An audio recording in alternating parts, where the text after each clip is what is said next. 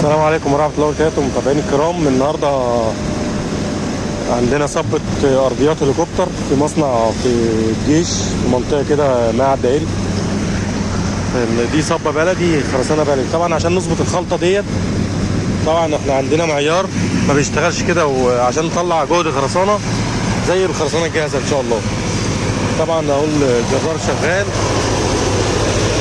يرمي، بيملى سكينة السن على الآخر، والرملة طبعا المفروض يملاها يعني مسح، ما يملاش للآخر زي ما احنا شايفين اهو، ما بيملاش رملة للآخر.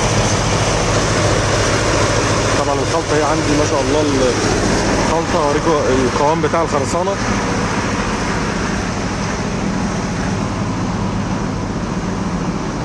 ده الشغل طبعا بعد ما اتشطب اللي أنا ماشي عليه ده.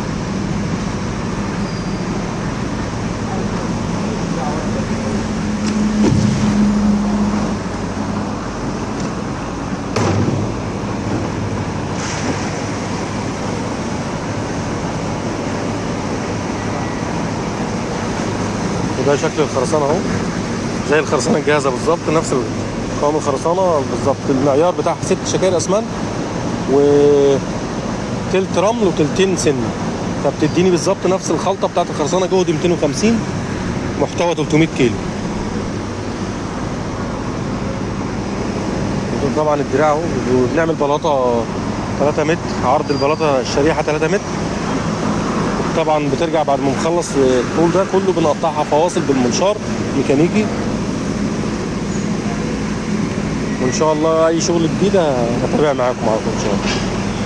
والسلام عليكم ورحمه الله وبركاته.